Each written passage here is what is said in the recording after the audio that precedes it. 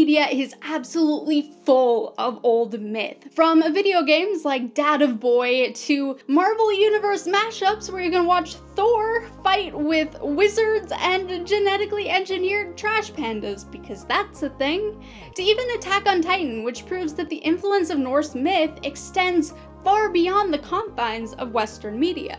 But what about new myth? Do we have anyone working on that? The answer is yes and no. Joseph Campbell would tell you that mythology is dead, strangled by the speed of innovation in our current society. The environment in which we're living is changing too fast for it to become mythologized. And I think we've gone for a few generations where a lot of the sort of more basic stories have fallen by the wayside. And I wonder what happens to children who don't have those myths to sustain them. All they have to do is read the newspaper. I mean, it's a mess. But I'm here to argue that he was wrong, and that tons of people are out there writing modern myth as we speak, or as I speak, and that in fact you yourself might be doing it without even realizing it. So I'm going to tell you all about how you can create myth in the modern world, as well as why you might not want to. First things first, what is mythology?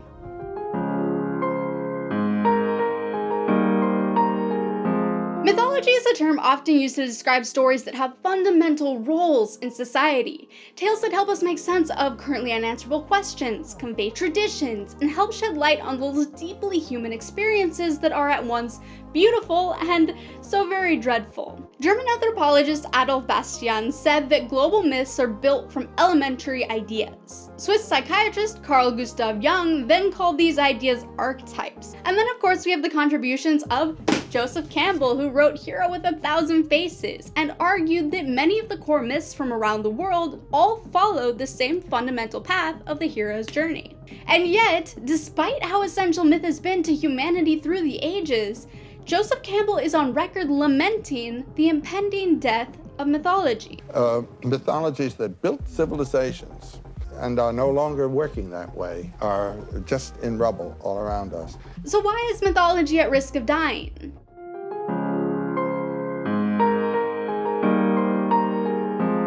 Humans hate the unknown. It's only natural because we can't be prepared for the unknown, which makes it dangerous. And so since the dawn of communication, storytelling has filled in those dark spots in our knowledge. The problem of science is to give you an image of the universe, what it's like, what it actually is like, and this changes from decade to decade. The problem of mythology is to relate that found truth to the actual living of a life. A mythological image that has to be explained to the brain is not working. Myths were never true answers, and most people never considered them to be. Scientists can tell us many things about space, but they can't tell us about the space dog. But they can be a tiny candle casting some warmth in the otherwise dark hole left by unanswerable questions. Because that's where mythology came from. You know, it's constructing context for the unknown. Is opening the world to the dimension of mystery. If you lose that, you don't have a mythology. But as society progresses, more and more of these questions find true, indisputable answers. Why are there moon phases? As far as the space dog's concerned, the moon is just a big, tempting ball. And almost every night, he takes a bite. Where did the land come from? In the Aztec cosmology, the Earth itself is a starving primeval monster that wants nothing more than to eat everything at all times. Let's file that under yikes and move on. Nowadays, questions that once bred myths across the world are at our very fingertips. So how does myth survive a world in which we have a pocket full of answers? We can't have a mythology for a long, long time to come. Before I can get to my reasoning on why Campbell was wrong, we need to address the question of what makes a myth modern.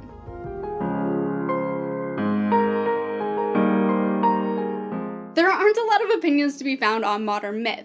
Some would even argue that the term myth relates to the traditional and the long past, and so it cannot be applied to modern times.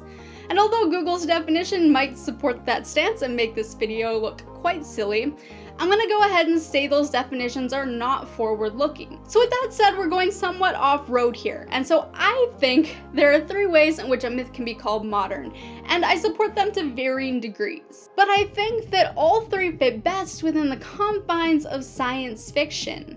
Now that's not to say other genres can't find extreme depth in exploring the human experience, or exploring similar concepts through metaphor and parallels, but mythology surrounds unanswerable questions, and most of those will soon have us looking to the stars and to digital minds. Can you address a new question in an old setting?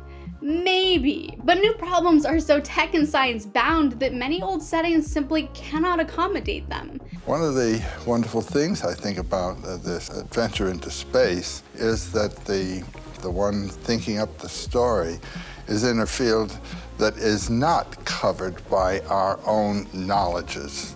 Much of the adventure in the old stories is where they go into regions that no one's been in before.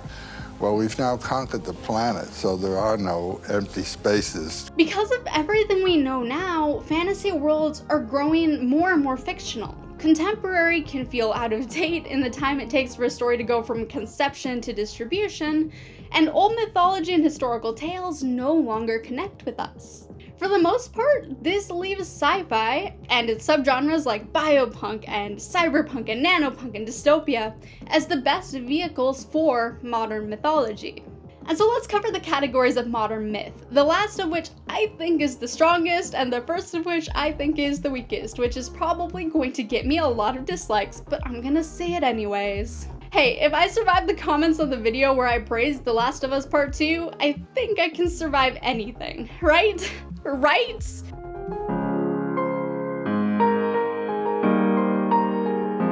First up, let's talk homage and mimicry. If you search the great wide world for opinions on modern myth, you will find superheroes all over the place. And so of course, I'm here to say that I disagree with this most popular of opinions. Because sorry, let's tone that down a little bit. Many superhero stories are simple imitations of mythology of old. They focus on depictions of the archetypes and explore relatively simple questions of character that have been answered 100 times over with very little change. And though these ingredients make the stories resonate with us on some base level, they don't delve deeper into the dark pits of unanswerable questions, or even take shots in the dark at future struggles we may face. And so I would argue that they are not true modern myths. Now you could then argue that each new generation needs to see the archetypes reflected in a fresh hero, tailored to their time and media formats and the trends of the era. You need to tell the same story over and over again every generation, so that generation gets it. The pedagogical aspect of myth, it has to give life models, and the models have to be appropriate to the possibilities of the time in which you're living. And there are a lot of underrepresented groups that deserve to see themselves in these stories before we retire them. And so I'm not saying that reskinning these old myths is bad, or that it doesn't serve a purpose. But I would argue that remodeling an old myth only rarely results in a modern myth. Now that's not to say that no superhero stories can classify as modern myth. There are absolutely some that bridge that gap. But contrary to many articles you'll find out in the wilds, I do not believe that the label modern myth can be applied to the genre or viewed as a default.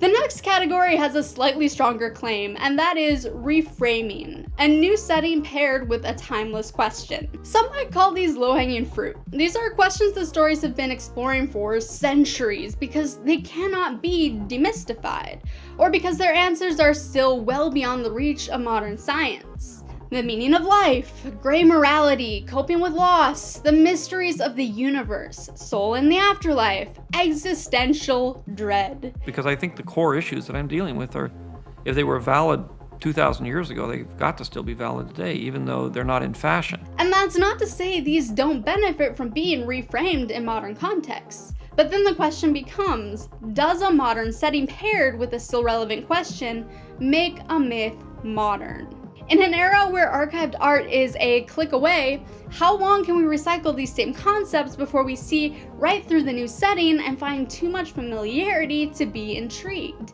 even if the questions still have facets to be explored? I think it depends a lot on the myth and how relevant it is to our day-to-day existence. And that of course brings us to the strongest category of all, modern issues, the new questions. And our time has changed, and it's changed and changed, and it continues to change so fast that what was proper 50 years ago is not proper today. So the virtues of the past are the vices of today. And many of what were thought to be the vices of the past are the necessities of today. What are modern day struggles that are still beneath our surface, seeking a story in which to resonate? If I had a true answer to that question, I'd probably quit YouTube to write and deliver those answers to the world. However, I can speculate in broad strokes, and I will give you 3 topics that I'd put my money on. I'd say one of the most important new questions we'll see explored next is the struggle of balancing identity in a world so connected that we're in many ways a global community. We want to belong to the group, but when the group is the world, it's too much to face, and it leads to pulling back into in-groups, searching for smaller pockets of people to relate to. But then, of course, these pockets grow and grow until they become too large, and we once again feel inconsequential. And so we see people trying to police the gates to keep the communities small, even as our instinct is to grow. It's becoming more and more obvious that the community, the actual community, is a world community. There's no mythology to take that in.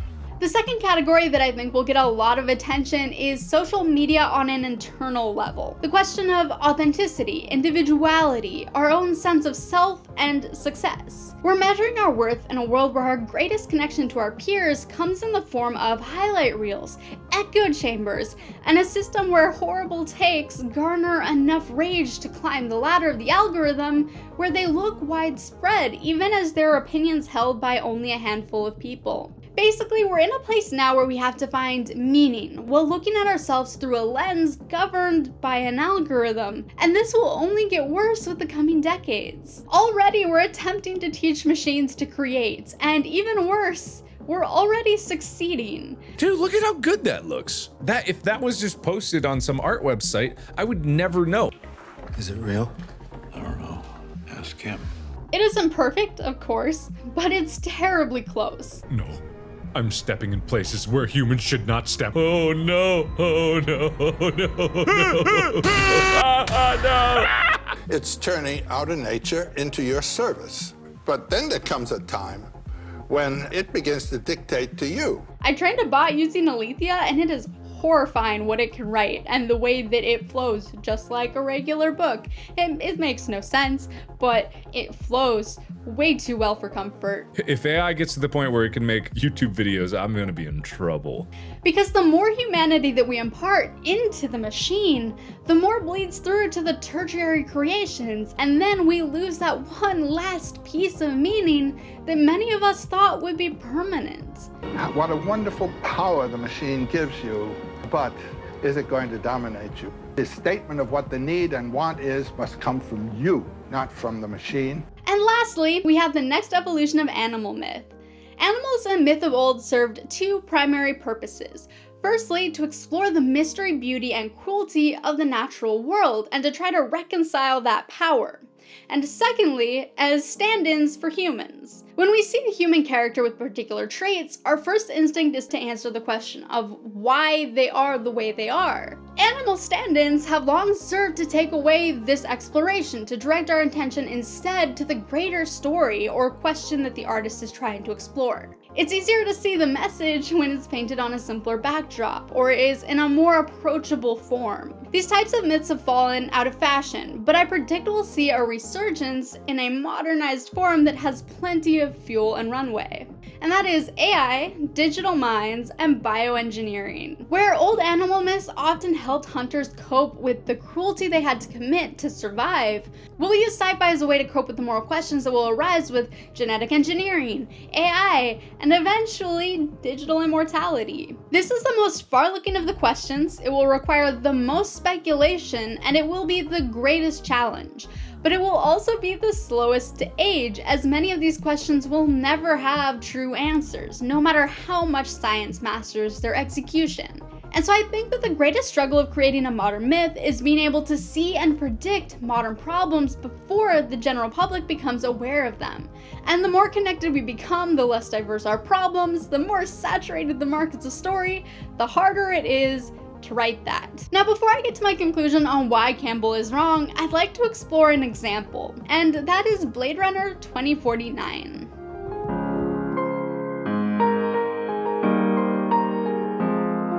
This is a film surging with myth, and if you want to see the foundation of old myth mapped out in it, check out my video on the hero's journey in Blade Runner 2049. Here, I'm gonna look at the modern elements, because I believe that Blade Runner 2049 proves that modern myth is both possible and essential.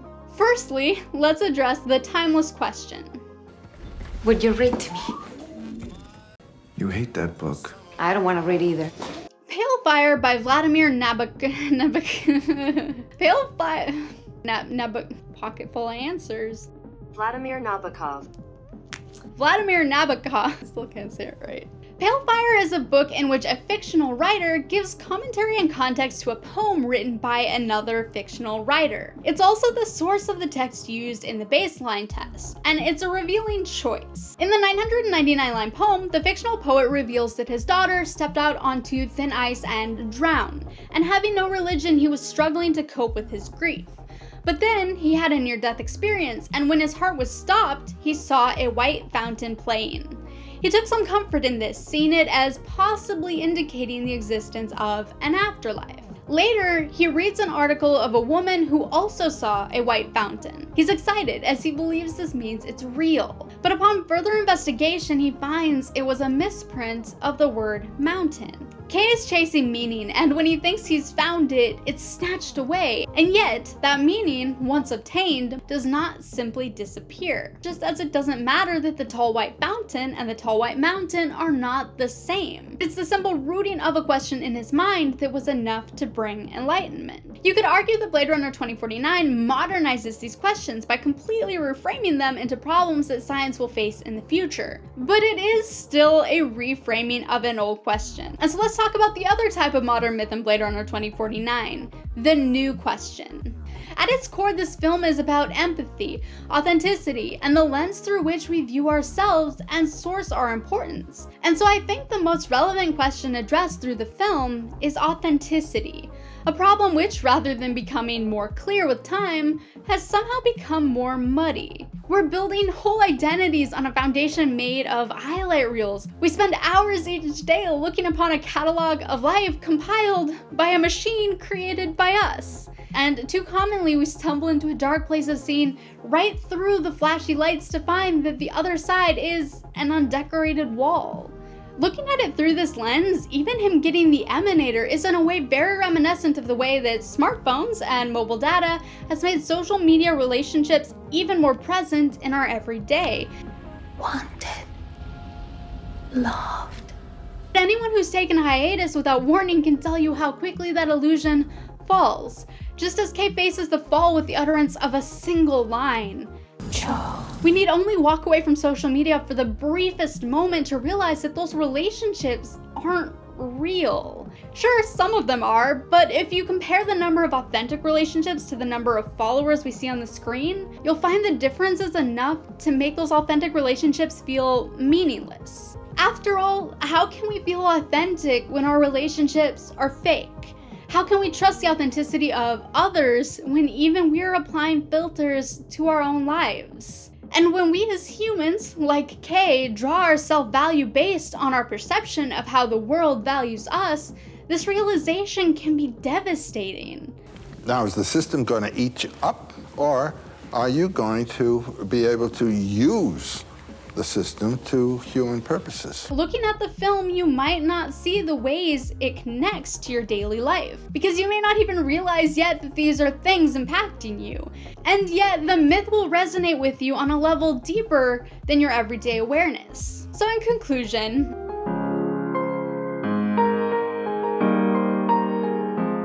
I think Campbell is both right and wrong. I think he's right in his identification of the struggles that myth will face, but wrong in his assumption that artists will be unable to overcome these issues. It's true that unlike the old myths he studied, modern myths won't stay fresh and relevant long after their creator is gone. But that doesn't mean modern myths can't exist.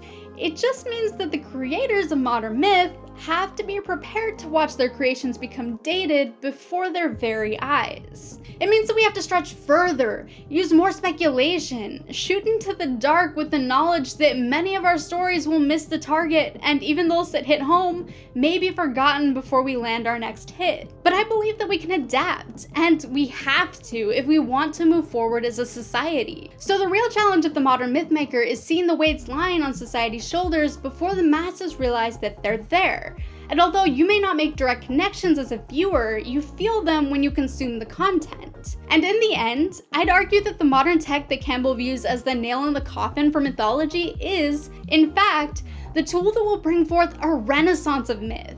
Because never before could a myth be spread so quickly, take so many forms that could speak to so many people across all corners of the globe. And never before have we been so connected that two people who don't even share a common language can relate on a fundamental level to the same myth presented in the same form by the same artist. Myth may be changing, but so are we, and we need myth now more than ever. The faster the speed at which our familiar world changes around us, the more we need the guidance of mythology to help us adapt to the new, unravel the kinks that come from the shifting society, and forge a brighter path forward. We need storytellers and artists brave enough to take shots in the dark, searching for the impending monsters that society has yet to even recognize. We need artists like you. And that was it for this video. Only like 10% of you are subbed, and what are you doing? The button is right there, I think. I haven't used it in a while. If you like dark and gritty, complex, character-driven stories, that was a mouthful, ALETHEIA is now an audiobook, and my narrator is bloody fantastic. I'll put a trailer in the end cards so you can hear her. I also have other videos relating to myth. I'm just gonna put a playlist in the end cards so you can go watch them all because you like me and you're nice. Thank you so much for watching, and as always, I will see you in the next video. Modern myth is absolutely full of old myth. You don't like it when I shout in your face, do you? It's not working very well. Oh, it's on my face too. ASMR Kajit. You big lump. Do you see what I have to deal with? I'm gonna find all of these wads of tape later and I'm going to hate myself. Well, that's as good as that's gonna get.